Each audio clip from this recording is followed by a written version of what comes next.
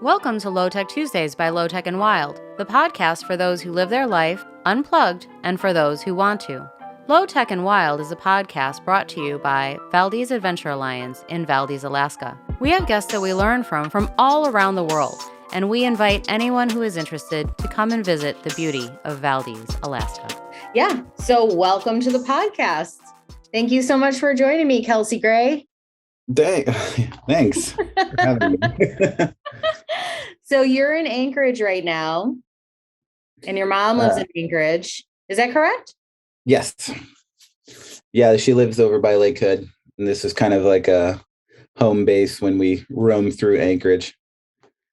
Nice. And so where did you drive from? We've been in Oaxaca, Mexico for the last 2 months, and then flew up to Washington, drove over to Idaho, and then drove from Boise to Anchorage. Gotcha.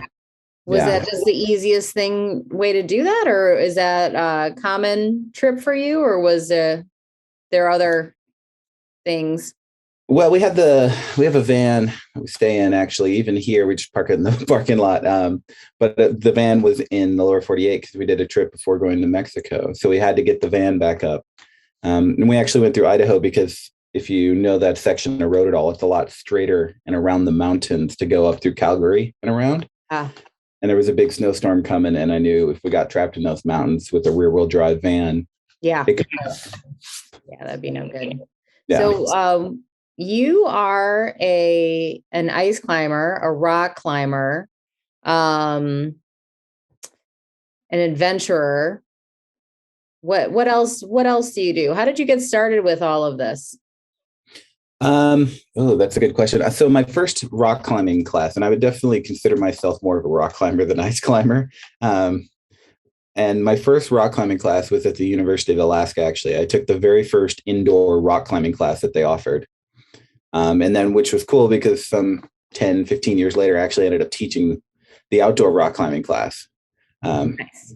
at UAA, which is great. But I started rock climbing there. I was actually just a really big kid. I was almost 300 pounds. I just wore XXX shirts, and I was basically just made of cheeseburgers and video games.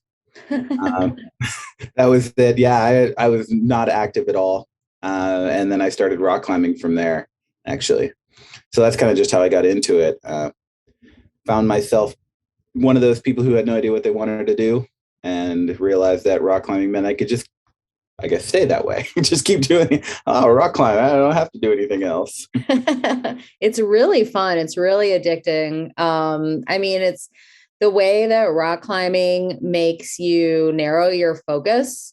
It's very meditative, and I don't know if other people frame it that way or if it's just me, but it's something about all of the mental chatter, all of the to-do lists, all of the bullshit, really. It's gone when you're just so focused on, whatever the task at hand is. And when you're doing it outside, especially, it's so incredibly humbling and beautiful.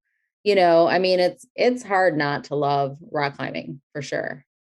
Yeah, I find I also like sort of the meditative state of it. I have never generally been somebody who tries to push really hard all the time, which is probably why as a rock climber, writing the rock climbing books, I'll have people sometimes be like, "Oh man, you must climb 514." I'm like, not really. I'd rather climb 1,000 feet of 510 than, 513. So it kind of means that for me, it's always meant I've just climbed a lot of 510, 11, 12 type of thing. But I find that that's because I appreciate my level of that meditative state that I generally don't get in from climbing really hard all the time. It's kind of a different challenge that I personally have a harder time with. I just want to be flowing and feeling and just climbing for a long time. That makes sense. That makes a lot of sense. Yeah. So tell me more about writing these books. How'd you get started doing that? Actually, the very first rock climbing guide was that I decided to write. I was standing at the rock gym, the old Alaska rock gym, which is on Fairbanks Street in Anchorage. Mm-hmm. And I was behind the counter because I was working there. I'd been climbing I think this was 2008. So I'd only been climbing 6 years. And there was this talk. They were like, oh, somebody should write a climbing guide. Somebody. And I was like, oh yeah, I'll write a climbing guide. And then everyone just kind of stopped and like looked at me, and I was like, uh-oh. And so random. It was. And I didn't do anything about it. I waited like a week or two, and then people started being like, hey, what about that climbing guide? You writing that? And all of a sudden I was like, oh man, there's pressure now. Yeah. And from that moment until the minute I had a climbing guide in my hand was 1 year. So I apparently got really busy. I wrote, there's really wasn't any information out there that I could find. And local Alaska crags. Yeah, and especially things like Hatcher Pass, which I want to include. The first book actually didn't have the Seward Highway. It had Hatcher and some other areas around Anchorage, and there was like a couple of older books that had been made that had a few routes here and there. One book I couldn't find. I actually just got a copy of this book this year. And it was made in 1989, and I had been looking for it since I started climbing, and I just found it like this year. Exactly. And BT's though was more on Valdez and some of the rock and some ice down there. So I actually I'm not even sure I included Valdez in the first climbing guide at all. I ended up including it later because of my friend Nick, of course, and yeah, I would come down and him and I would climb every route that he put up, and I would write all the info, put it in the book. Cool. Very cool. I climbed 338 routes, I think, that first summer, different routes. Wow. And unfortunately, Hatcher Pass is known for rain. Oh. And that first summer I wrote the book, it was the rainiest year on record. So I did a lot of climbing in the rain. Wow. Oh my gosh.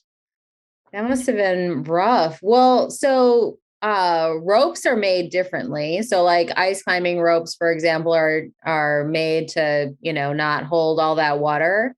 Did you end up using those kind of ropes? Was that helpful? I generally only use dry ropes anyway. I mean, part of that movie is climbing in Alaska. Like I don't even buy a rope unless it's a dry rope. It helps keep the dirt out better. And it just seems to last longer. And of course, if it gets cold, but I like generally we use the same rope for rock and ice anyway, all year long. I go through ropes really fast. 2 a year, 3 a year. That must have been like just such, because it's so funny when you think about rock climbing, people have their chalk bag. Well, obviously, if you're getting rained on, a lot of people probably wouldn't even go out and do it. And then, of course, you're not using chalk for sure if it's raining on you. So, yeah. Yeah. And I mean, I can tell you a quick, 3-minute story if you want one about climbing in the rain and the dangers that can produce from one of our. Oh, what happened? So when I'm trying to write the book, and generally what I'll do is I'll go, okay, I need to do 90 routes this month. And I will just go no matter what the weather is. Yeah. And because I count the bullets, I figure out how high they are. I try to climb them, difficulty, everything. And we went out to do local motion on the monolith, which a lot of people know is just a really long route. Well, at the time, I didn't really remember how long it was. And we went to the top and it's pouring rain. And my girlfriend at the time, Shasta, she is now my wife now. She was on top and lowering me down. And you just do weird things when you're trying to gather guidebook info. You just have to be okay with weird things. And I put the rope through the gree and I was like, you know what? You can't, I need to do that. Just lower me down. I'll lower myself down to a point. And then when I get to the ground, you can start pulling the rope back through. So I'm already on the gree. Everything feels kind of weird, but okay. It's pouring rain, water is coming off of my feet. And I'm like, okay, I'm going to go down. She's got a hat and her hood over her ears. Oh, no. And I start letting myself down. And that route is 50 meters long from top to bottom. And I have a 60-meter rope. And it's I'm lowering myself down with one end of the rope. She's just holding the gree open for me to do this. And I get halfway down and I think oh, wow, I'm really far off the ground. I'm she needs to lower me the rest of the way. She can do that. Yeah. But she has to take the rope. And she's just holding the gree open. And so I yell, I'm like, okay, take. And I just hear and I'm like, okay, take. And I think that means she has me, And so I let go of my end of the rope and she's holding the grigri open. So all of a sudden I am flying at max speed, running down this face now. And I am sprinting, like in air, fall sprinting toward the ground at human fall speed. Wow. And just screaming like, take as loud as I can. Yeah. And finally the rope goes tight and the rope goes really stretched. And then I just stand up on the ground. Like I had fallen like a good 15 meters and she caught me basically like 3 feet off the ground. Damn. Wow.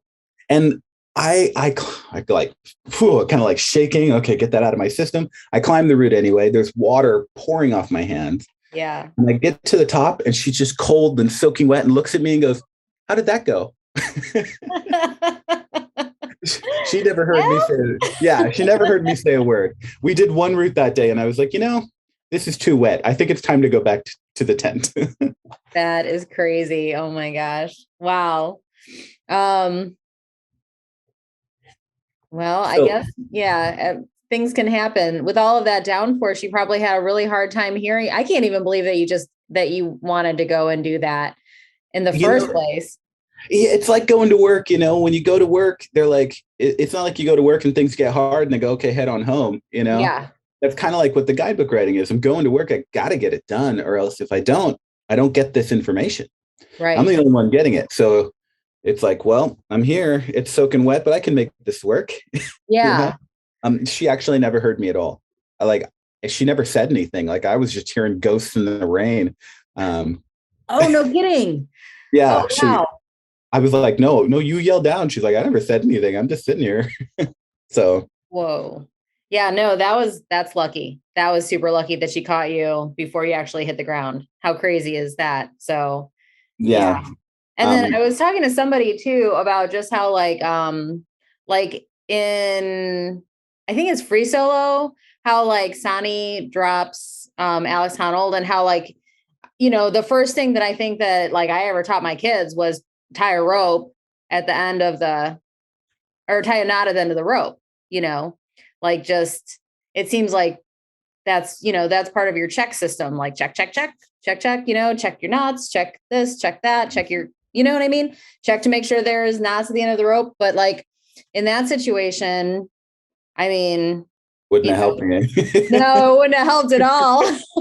Well, I really think tying a knot in the end of the rope, I suggest too. It is a really good idea. And when you climb a lot, you just don't always do the things you should. Right. For sure. And I've almost dropped people. I've been actually dropped to the ground maybe 3 times en route. Ugh. One was from like the 6th bolt of a climb. And I mean, I've definitely decked a few times. Yeah. You just spend so much time out there that all the little things that can happen. Yeah. There's a whole series on YouTube. It's like whippers too. Yeah. The weekend whippers. One of my friends actually just got in the top 10 of the year. Oh, no kidding. Oh my God. Yeah. I saw his video where his rope unclipped itself when his knee touched it and it unclipped and he fell and almost hit the ground. Yeah. It's amazing that people still want to go out and rock climb or ice climb after, things like that. Sometimes I think people watch those and then it like makes them more psyched to go out there and do it. I don't know, where people are crazy, right? Yeah. I mean, I have had some injuries where I think that most people would wonder why I still do it. Yeah. But I guess if you just have those things that you find you want to do every day, it's like, yeah, you're going to get hurt. I'm in an area where people are constantly dying year round in this kind of sport. It's like, yeah, almost like you get injured and you go, I lived. All right, time to go back. Life. Yeah. Well, I mean, you can get pretty philosophical with a lot of this stuff. For example, I think that a lot of people would prefer that than, like an old age home or, just being like alone in front of their TV at 90 something, with like, what's your, this way you have a purpose of, for your life, you're living your purpose. Maybe that's one idea of probably hundreds of thousands or as many individuals that there are in the world. What about the publishing process after you did all of that? What was that like? Ooh, man, I did not know how to actually start. Did you do Falcon guides or like, what's the other, is there like Piton Press or something? No, there's a bunch of those actually. Yeah.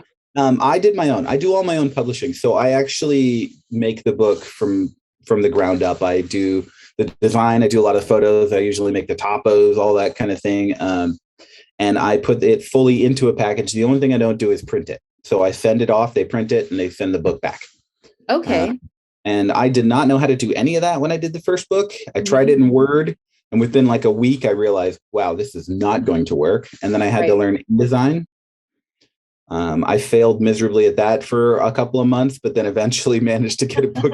When I see the original rock climbing guide, I pick it up and I go, yeah, okay, that exists. And then I pick up the second one and I go, yeah, that looks pretty nice. Cool. Yeah, it's a learning curve, I'm surprised that you do all of that stuff.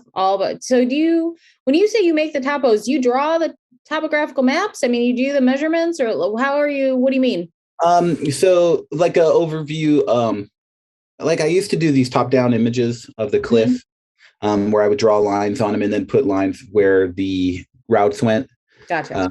I've never been as big for like a lot of guidebooks will draw the cliff and then draw these little markings on it and then draw the routes on the cliff. I always just say, you know what? I got a camera. I want a photo. And I feel like if you walk up, you'll look at the picture in color and be like, there's the route, easier than what you would with the drawing. For sure. But anytime there is something drawn in the book, I usually do that in Illustrator. Okay, cool. Yeah. So you had to teach yourself a lot of skills. Illustrator isn't easy either. I did spend a lot of time on the computer throughout my high school life and up until climbing time, basically. Okay. I still do now. Usually I climb all summer, about usually 5-6 days a week, gathering information, gathering routes, writing things down. Half of my time is just spent at the bottom of a cliff writing. And then I come back, and when winter hits, I sit down at the computer for 2 or 3 months. And sometimes it's like 18-hour days for weeks on end, just trying to get the information into the book and organized. That's a lot. Yeah, I try to, whenever I sit down, I don't really make a book over an extended amount of time. Generally, I just sit down. I want to start it and I want to finish it and get it out. Sure. And the printing process takes a long time. Once you say, okay, print, and everything is fully okayed and done, you still got maybe 3 months before your book shows up. Okay. So it's hard. Your summer ends, September, October, and you need to have the book done by February. So it's a short window. So what's your publishing company? Reinventing the Nomad. Okay. Which I actually took from a Banff film festival I watched like so long ago. I don't remember. It must have been 15 years ago. I watched one at UAA, and there was a film on nomads, and I thought, like, man, we have to like change what we consider a nomad to be now, because we're like making it so they can't do it. So that's where the name came from. Interesting. Do you consider yourself nomadic? If it's reinvented. I have really, we have no real home right now. Shasta, her job takes her to 4 different countries a year. Nice. We're kind of 2 months on, 5 weeks off. So there's about as nomadic as most nomadic people, I guess. Yeah. A bigger roaming area. Wow. So, your wife is a chef? No, she's a teacher at a traveling boarding school. Oh, I see. Okay. All right. And so you're kind of along for the ride, and then you get to climb all these fabulous places and write about it. So we lived in Thailand for 3 years. We just stopped doing that in May. Cool. And I did write a guidebook for the island of Koh Tao, where I got to develop a bunch of rock climbs as well. Nice. And then we just came back from Oaxaca. I only got to put up a few routes there, but I also got to climb a ton. So I tend to like try to work on things while we're there. I was working on the bouldering guide. Actually, we've been working on a Hatcher Pass bouldering guide. Oh, cool. We had our car broken into in Portland though, and they stole like all of my valuable things. Oh. So little harder to work on. But we're kind of like seeing if we can get it done. We'll see. Yeah. Might be another year. Do you get like, do you have like can insurance cover that kind of stuff? Like, I mean, so like That's my a whole homeowner's insurance, like if we get broken into, we have the homeowner's insurance, right? Yeah, generally you have to have a home for that. Yes, right. That's a problem with being a bit nomadic. Yeah. We have no official residence in some ways, so that has this whole host of problems. But we're seeing if we're figuring it out as far as the insurance goes. Oh man. So then that means that you just kind of have to sort of start over, and then you have to recoup your losses on top of it. Oh my Yeah. God. Yeah, it's a whole thing. Yeah. Oh no. Wow. So that is rough. So like reinventing the nomad, I think that part of me is like, okay, well, that's a part of it. That's a part of that life. Right. Um, but then like the other side is that like you get to meet so many amazing people. I bet, as you travel, you probably see the best sides of people, in those short spurts.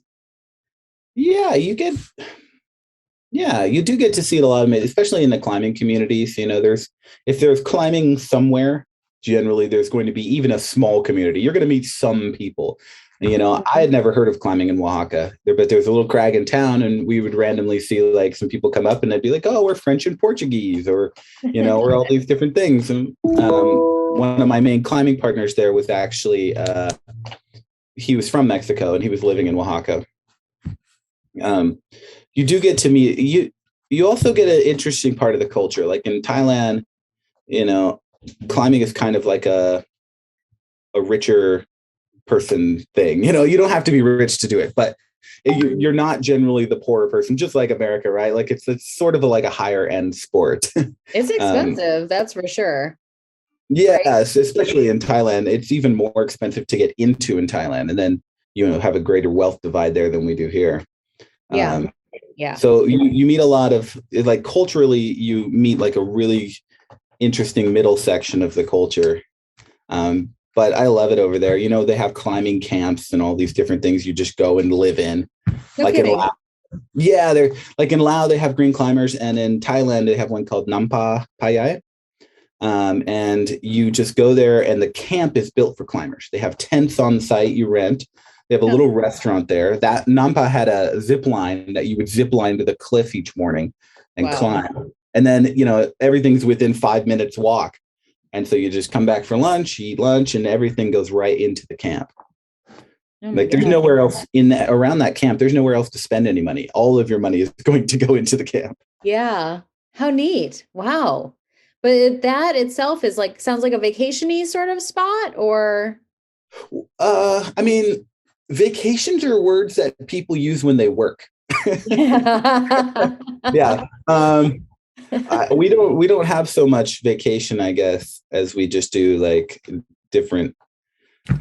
It's kind of hard to explain. I guess you don't go on vacation when you always feel like you're on vacation. We're bouncing around everywhere. It's just a place that a lot of people go and they'll live for weeks. Sometimes some people stay months there. Neat. But for us, it was a weekend. As a weekend warrior in Bangkok, it's 2 hours from Bangkok. Okay. So you get on a train and you head on over and then stay the weekend and then come back for work on Monday. Wow. Okay. Interesting. Yeah. Yeah. I remember so I went to Honolulu to run the Honolulu Marathon. And then we flew over to Kauai since we were there and figured we would do the Nepali coastline, right? And so the Nepali coastline is like, I don't know if it's really dangerous or not, but it's like one of the top 10, depending on wherever you are, and there were people living in the valley in Kalalau, like off Kalalau Beach. There were people that were like living there. So we had like whatever gear that, to do this trek into the mountains. And we camped at the little permitted camping spot. And then I remember I was like, just kind of like scrambling around, and there was like an older couple and they were wearing like sandals. And one was like, I think she was barefoot and like carrying her shit, you know, and they had like a gallon of milk and they just came from the grocery store. So they walked this trail basically to go and get their supplies for the week, you know, and here we are, we're like, you know, marching, you know, this dangerous trail, you got your hiking boots and all this stuff, you know, and they're just like, yep, get your stuff. Don't think about it. And all the rest of the stuff, they just grow in there, you know? So when I think about like climbing in places like Thailand too, I think about like the little kids that you see on like National Geographic, and they're just like barefoot and those big trees, and they're just like climbing up the big trees, you know, with their, in that, however you would, you know, I guess it'd be like climbing in a rut maybe, you know, with their feet and their, you know what I mean? Yeah. I mean, Thailand has a really amazing climbing scene, actually. And there are tons of kids just climbing everything. And kids climb trees, kids climb everything. But even the climbing gyms, you know, Bangkok, a lot of big cities have a few gyms. I think Bangkok's got to have like 12 gyms or something. I mean, there's so many climbing gyms in Bangkok. Well, Bangkok is pretty civilized, isn't it? Isn't it kind of high tech? There's a little bit of a hub. I mean, yes, fully. Civilized is a weird word to use there, but I agree. It's just like it is as big as any city you would expect, and it's got all the fancy things that you would expect anywhere else. It's also I really like Bangkok in some ways. Weirdly enough, I first hated Bangkok, but I like it because it's also got the old style Bangkok. Like you could hit the streets, there's street food everywhere. Yeah. You know, there's alleyways with like, they have like Arab town and they have Italy town and they have Africa town, you know, and you can go get all the food and all that. And then you can walk over to this giant, insane mall that takes up 4 blocks, you know? So it really does have a huge mix. Like they have one of the greatest wealth divides in the world. Yeah. And so next to that and all along the rivers, you'll have people living in very low built houses, which are just pieces of metal. Yeah. The city is this really wide range of everything, but their climbing scene is awesome. I love climbing. All my Thai climber friends are super fun, really welcoming community. Actually felt like a lot more welcoming than a lot of places I've been. Interesting. Yeah. I bet the cultural differences, the cultural education that you get from traveling. And so it sounds to me like, Thailand. You okay? Go ahead. Thailand and Mexico. And then what are your other 2 countries that you said 4 countries a year she has to travel to? Yeah. Generally, I guess I mentioned the ones we've been to. The school still figures out what they do for the future ones, sometimes on a shorter basis even. Gotcha. But yeah, she's been to Botswana already. Cool. Wow. Now this is Mexico. Yeah.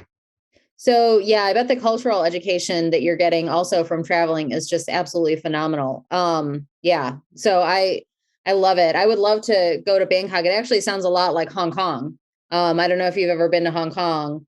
It's very shiny, but then at the same time, when you're walking around on like street level, there's like people, you know, butchering turtles right there on the street, and the blood's running down the drain. And, you know, like, I mean, it's a crazy dichotomy, you know, and then you can go walking through like wherever the party district is. And there was a Russian bar that was full ice. Like you walk up the stairs are ice, the tables are ice, the chair is ice, the bar is ice. It's just like full on crazy expensive probably to run that. And then, you know, you go to Lantau Island, and I was getting like, somebody wanted to give me beer. I was like, I'll just drink it out of the bottle. But they gave me like a can, like a can of beans, you know, that was my cup. You're like, here's your cup. And it's like a blue tarp, you know, with like, you know, that was the place to be. Yeah. You kind of get used to that in a way that you wouldn't expect, where, you know, like in Rayleigh, there's this place we go eat all the time. It's called Mama's Chicken. And anybody who's been down there knows about Mama's Chicken. But you like have to go up this dirt road and it's all ruddy and you get up there and then she just got a little barbecue going. The roof's like kind of holding together. You got these plastic chairs that you're maybe going to fall out of. And you're like, oh, man, we got to go to Mama's Chicken though. And you're like, I got sick last week. You're like, yeah, but that was last week. This week it'll be good. Charming. Yeah. And I would say though, Hong Kong is going to be I was going to say not to insult Bangkok, but Bangkok is a dirtier city than Hong Kong is going to be. Like Hong Kong will look cleaner. I've been to Hong Kong as well. And for the most part, it'll look more modern in Hong Kong. Bangkok has this like whole cover over it where even the things that are really fancy, look fancy, are still surrounded in like these bridges that make everything dark underneath and, street vendors everywhere, which is great. Street vendors, all that. But it definitely is going to be a dirtier looking city and feeling. I think that there's been a lot of conflict too because of what's legal and what's not legal and like personal safety on like I just have read about like the condom situation where a whole bunch of people were trying to distribute condoms, and like, but like I don't really feel like this is Buddhist, but like in their religion, they don't want to talk about like sex and and there's a lot of weird educational sort of things that I think that are almost, I don't want to say they're perpetuating the dichotomy, but in a way maybe they are. I'm not sure. Well, I can only speak to it from a kind of foreigner perspective. Whenever I would have discussions about similar things with my Thai friends who live there, they would have to educate me, obviously, because there's a lot about it. Like I am not going to spend a lot of time with a Thai family having a discussion. Well, I could, but I didn't, a discussion of their beliefs in this manner, because you've got a real interesting culture in Thailand where even things that are illegal will be totally fine and done by people openly. Yeah. But then suddenly, the cops will decide that guy, and we're going to arrest that person, send him to jail and deport him or something, Gotcha. So you have a lot of stuff that even though you'll hear things are illegal. So I think homosexuality. Like the drugs thing. Illegal. Don't you end up like they're like, as an American, I'm like, oh, you're like life in prison if you get caught with drugs in Thailand or something like that, I mean, people do drugs in Thailand all the time. Like you go to Raleigh, they have mushrooms in shops and they'll have like people sell weed all over. They like weed shops just opened recently, but what'll happen is people will do drugs everywhere. And then all of a sudden a governor will come in and he'll be like, we're going to close all the shops. And now all of a sudden the mushroom shops all go away. And then, in 5 years they relax or get paid off, whatever happens. And then all of a sudden they start popping up again. Like generally it's not life in prison unless you do something really big. We had some friends who actually got caught with some just marijuana, but it was like a party they weren't supposed to be having. Yeah. And they'd been living in Thailand for a long time, like 8 years or something. And they were just like, nope, deported. You're out of here. Oh, that was it. They like went to deportation prison and were out. Wow. Yeah. And so, but the thing is it wasn't like that was the first time party, it was just somebody made a complaint and the cops had to make an example. And then who knows, maybe next week they won't do anything. Yeah. So it is kind of weird there. There's definitely some things I wouldn't want to do there. Yeah. To sure. It helps not doing drugs actually and drinking because they save a lot of money rock climbing. Yeah. Yeah, for sure. No, I think, I'm totally that kind of a person. If I'm going to I would rather, save my experiences for like going on the hike, going rock climbing, spending my money on some gear, something like that. So yeah, I feel like I would probably be able to survive. And I think that from all the photos that I've seen, and I had a friend that went there recently also for work, and just absolutely extraordinary, what's the situation with COVID though, with so you were in Mexico for 2 months and you were in Thailand prior to that? Yeah. And when you're in other countries like that, you realize like just how crappy America can be toward COVID, honestly. Oh, Like Thailand, they just locked the country down for 8 months. They were at almost zero cases. yeah. And, during the middle of COVID, when everybody was like, cases were rising, America was getting thousands and thousands of people dying per day. Thailand had like 3 cases, and they opened the country internally and we just got to travel around Thailand the whole time. But, it's a culture is different where if they're like, hey, you need to wear a mask to do this, a lot of people will just start doing it. I mean, they're used to it, right? They've already had SARS and MERS and they've had all these things come through. Like the mask wearing and things like that are significantly higher in Thailand. Same thing with Oaxaca. We just went down there and we're super surprised. Like everybody has one. They wear them driving, it's like, and it's weird because whether or not people believe like a mask is a difference and it works, you can tell that they care about the fact that they want it for you. Yeah. They'll wear this and then they'll do other things to be like, oh, you need to stand over there. We're going to test your temperature. Like going to do all these things that people say kind of work and hopefully something works. Yeah. And they have a harder time getting the vaccine. So it's kind of like they're trying. And then you come back here and it's just frustrating, Yeah. It's just like, screw you, we're tired of it. And I don't want to do it. My body's works. And you're like, man, it's weird to go down there and see how a community can try and they come back here and then individuals just don't. They just care so much about themselves. It doesn't matter. Right. Yeah. I think that it's that anger thing, like people, like it just takes like that one, person or group or whatever to like spin off some idea that like this is somehow impeding your freedom or whatever those trigger words are, that, yeah, all of a sudden you get a whole bunch of people that are just like, I'm not doing it, whatever, Yeah. And weirdly, you have a country that has had its personal freedom significantly more damaged to care more about other people. Right. Like in Thailand, people are super friendly. Like when you go into a restaurant, they're all standing around and they hello. And then when you leave, you like bow and say hi. You just feel like you're like, oh, they liked having me there. Come back to here and they're like, get out of here. This table's needed, and you're like, oh man. Have you ever heard of Ed DeBevick's in Chicago? Ed DeBevick's? No. That's their whole shtick. Oh, is that the place that's just really mean to you all the time? Yeah. Yeah. I was like, I don't know. You can go to half the places they'll do that to you. I don't know why you go to one. Yeah. Welcome to America. We are Ed DeBevick's. Yeah. And like when you're here, it feels so normal to me. I get like used to it, right? Like, I understand how people are and they're like, oh, we're busy. So we just don't have the time to be nice to you. It's not even like, oh, we don't want to be mean. We're just busy. But then when you go somewhere else where like there's a different layer of what people think of as like acceptable kindness. Yeah. It's jarring to come back.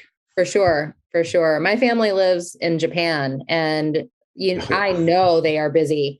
They are so busy. And when we would go to visit, they were just like dropping everything to just, be attentive, or like if somebody's like, doing something that they need to do. And then I almost felt bad, like in retrospect, like if I asked a question, because they would literally stop doing that and then attend to whatever my question was and then go back to it. I mean, yeah, the level of courtesy and politeness is just, it's very different, very different.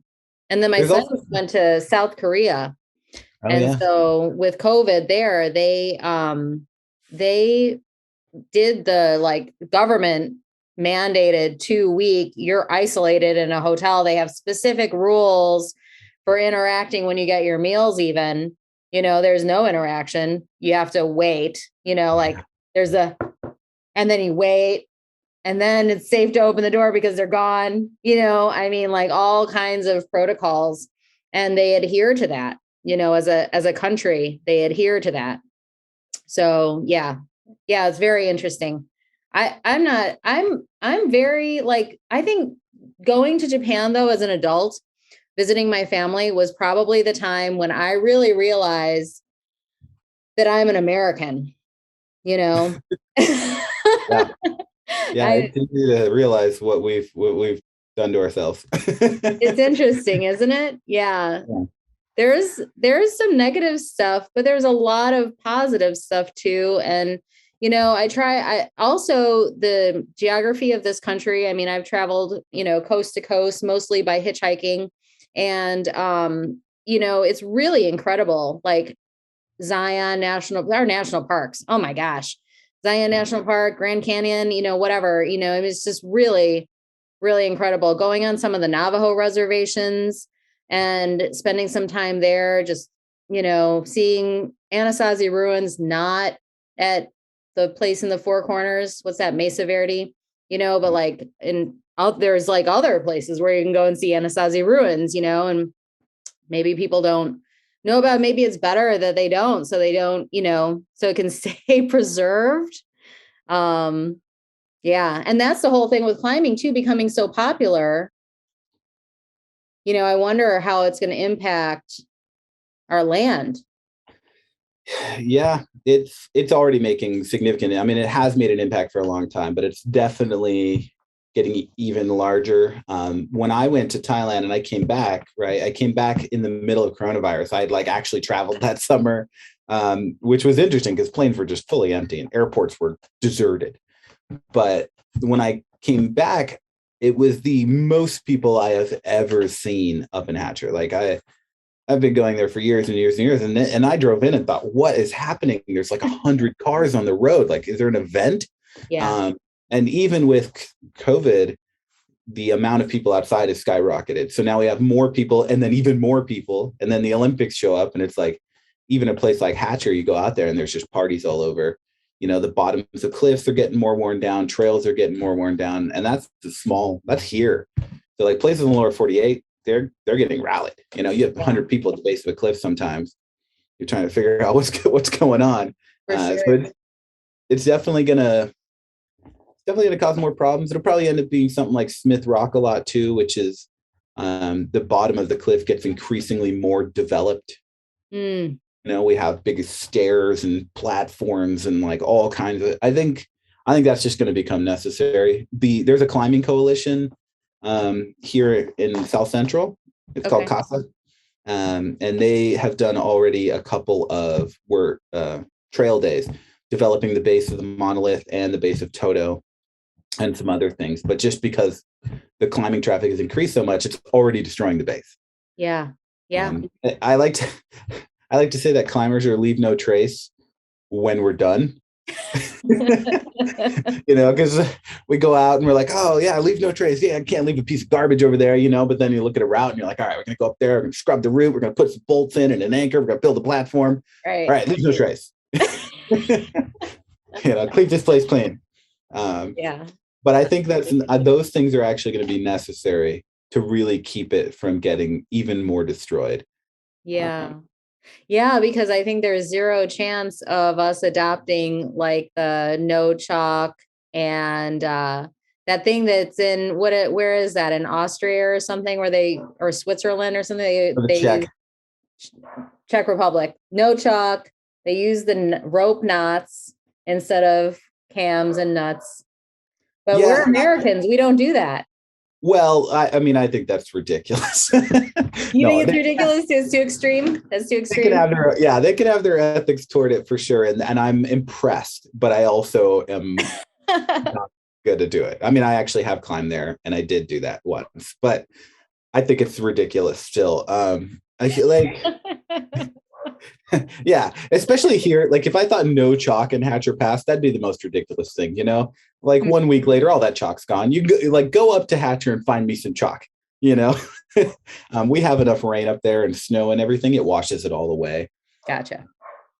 And then what about the rivers? What about the fish? I'm just saying, just as an example, just devil's advocate there. Well, and that I would be more of an argument for other things versus chalk, and I could be wrong. I don't think chalk's creating much of a problem anywhere in Alaska for like I don't know the environmental effects of chalk going into things. One of my friends told me that Alaskans, who was an Alaskan, by the way, Alaskans don't consider a lot of the environmental impacts because Alaskans are wilderness drunk. We have a lot. We have a lot of, but we do think of the impact. Like Chris Williams and I are the two that are probably developing the most in Hatcher. And we're constantly talking about like what acceptable ethics. And we make all the decisions to like, are we going to just clean this crack out for moss, things like that? We're not the only two making these rules up, of course, but it's like, yeah, okay, what kind of impact do we make? Is this important? I came upon a bumblebee nest and like, should I pull this nest out because it's in the middle of the climb, or do I come back next year? You're like, right. I think we do think a lot about it as climbers anyway. I can't speak for everyone because we definitely do get drunk on that. You're like, I'll just move this rock. Why not? There's like 10 million rocks out here.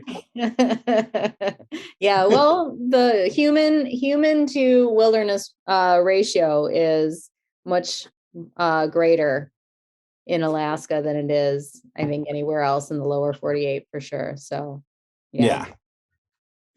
So, but what kind of projects are you working on now? You said something about are you and Chris working on a next book together or something like that, or? No, Chris and I haven't written any books. Chris is down, I think, in lower 48. Down in lower 48. Yeah, he's in Colorado. Yeah. Yeah. I was working with David Funataki, and this is like going to probably get myself in trouble because put some extra pressure on this book. Apparently, we've been trying to get a book for this bouldering and Hatcher together. It's a big project. It's a complete revamping of the old one.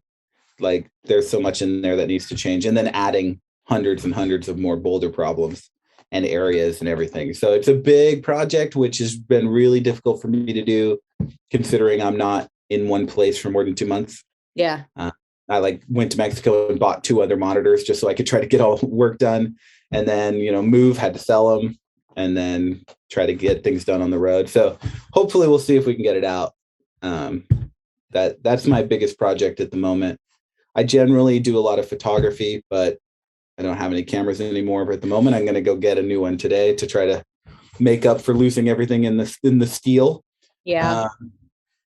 I kind of do a lot of side jobs. What do you do for distribution of these climbing guides? So right now I'm distributing primarily on my own. I have a few friends that will also drop books off for me, or I sell them on the internet, and they're here in the stores in Anchorage. I think there's even a couple down there in Valdez. Cool. And I used to use Todd Communications for distributing. They do a decent job for me. They definitely, if you're going to not distribute your own books, they're kind of the way to go in Alaska. But they also take like 30%. Sure. Yeah, So of course. you have to make that.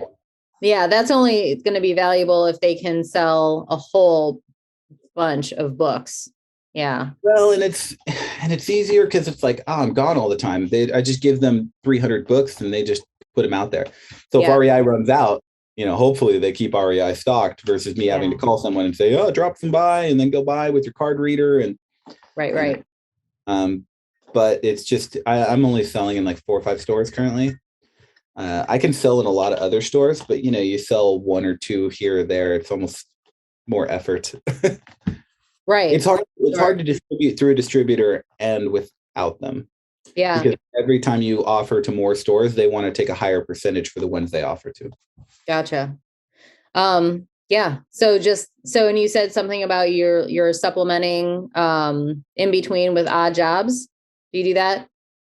That's pretty much my life. Yeah. Yeah. Sometimes, just there's no real list of what to do, I guess. I also, I do jewelry making. I'm a certified teacher as well. Nice. I might use that in the future. I got my master's at UAS, and I'm certified in art. Wow. My degree at UAA, I focused in jewelry making. Whenever I can sit down at a little studio, I'll make things and sell those. So very cool. It's primarily art based. I love it. That's fantastic. Yeah. And the world is such an amazing piece of art, actually.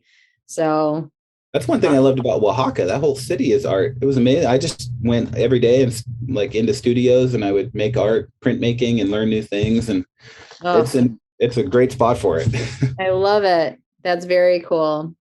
Well, thank you so much for taking some time to chat with me. How long are you going to be in Anchorage for? For Alaska.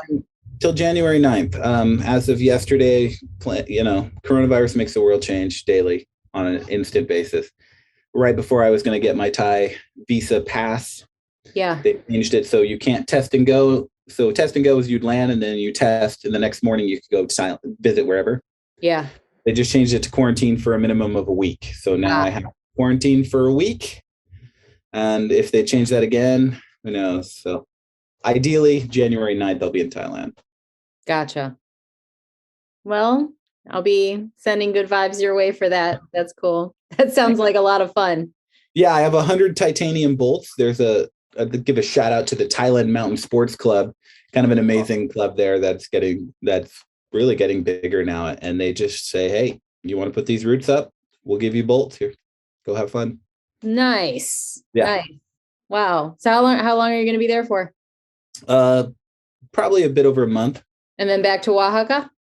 And then to Dubai. Wow, you are a traveling guy.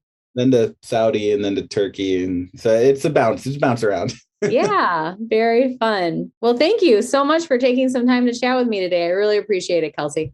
No problem. Thanks for having me. Yeah. If you ever think of anything that I can help you with, just reach out. Let me know. Okay. All right. Same here. All right. Cool. Thanks. Have a good one. You too. Bye. All right. Bye. Thanks again for listening to LoTech Tuesdays by LoTech and Wild. The mission and vision of Valdez Adventure Alliance is based in nature therapy. The events and resources provided allow people to find the satisfaction of self-accomplishment through effort, of climbing, of riding bikes, of hiking, of trail building, of immersing in nature. Our objective is to be a resource for people to find deep happiness and healthy outlets for themselves. Thank you for those who sponsor Valdez Adventure Alliance. IMBA, the International Mountain Biking Association, Access Fund, the American Alpine Club. We'd also like to thank the City of Valdez, Alaska, the Fat Mermaid, Bike Flights, Camp, Alaska Pipeline, CVEA Community Foundation, Sterling, Loa Boots, Raven Alaska, Athletic Brewing, Best Western, Valdez Avalanche Center, and The Prospector. Some 2021 event sponsors we'd like to shout out to also are Tiger Tail, Nix Wax, and Mountain Equipment. Thank you for listening and have a great day.